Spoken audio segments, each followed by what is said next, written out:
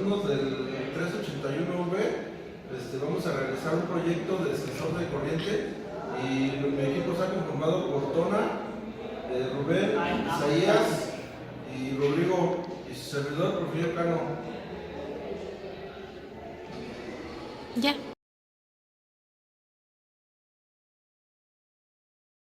Magnético. Este relé está formado por una bobina que al paso de corriente crea un campo magnético que atrae una pieza metálica, provocando el corte de electricidad. Cuando la corriente cesa, cesa también el campo magnético. La pieza vuelve a su sitio y la corriente se restablece.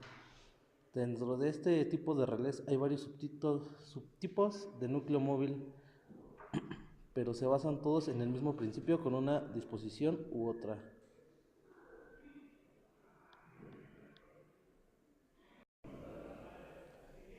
El relé que utilizamos cuenta con un ground de 0 voltios que va conectado a la Raspberry, igualmente al ground de 0 voltios. Cuenta con una salida de 5 voltios que igual va conectado al mismo pin dentro de la Raspberry y un pin de señal que lo conectaremos directamente a un GPIO. Y cuenta con nodos abiertos, nodo cerrado y un común. En estos conectaremos el foco y mediante nuestro código se encenderá la lámpara durante 2 segundos. Después de esos 2 segundos se apagará. Historia de los sensores de corriente. En los comienzos de la electrónica, con la ausencia de los sensores, esta área era incapaz de percibir variables como temperatura, velocidad, humedad y corriente. Hace ya más de 80 años se ha comenzado con la búsqueda de sensores artificiales que ayuden al registro de los parámetros.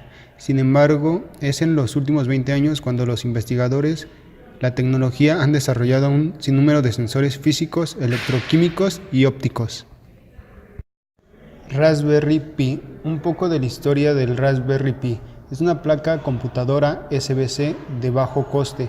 Se podría decir que es un ordenador de tamaño reducido del orden de una tarjeta de crédito, desarrollado en el Reino Unido por la Fundación Raspberry Pi y Universidad de Cambridge en 2011, con el objetivo de estimular la enseñanza de la informática en las escuelas, aunque no empezó su comercialización hasta el año 2012.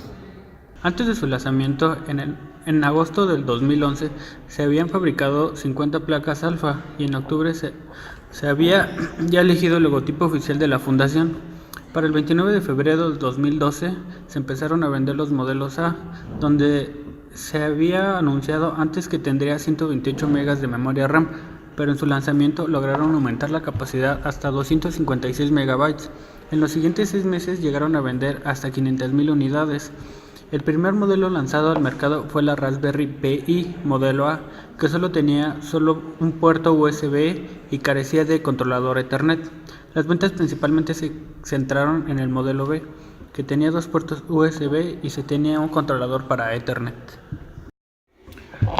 Los materiales son los siguientes: una fuente de alimentación, una tarjeta micro SD, un teclado y un mouse, una pantalla de TV o de computadora, un cable HDMI, un cable DVI o un cable VGA.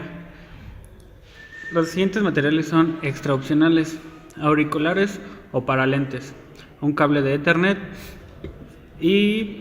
o algún proyectador.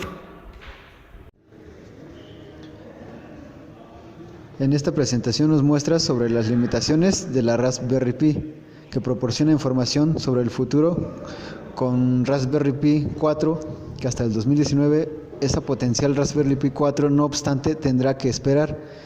Eben Optum explicaba que ellos conciben la Raspberry Pi 3 lo suficientemente potente como para poder durar en el mercado de 3 a 4 años sin quedarse obsoleto.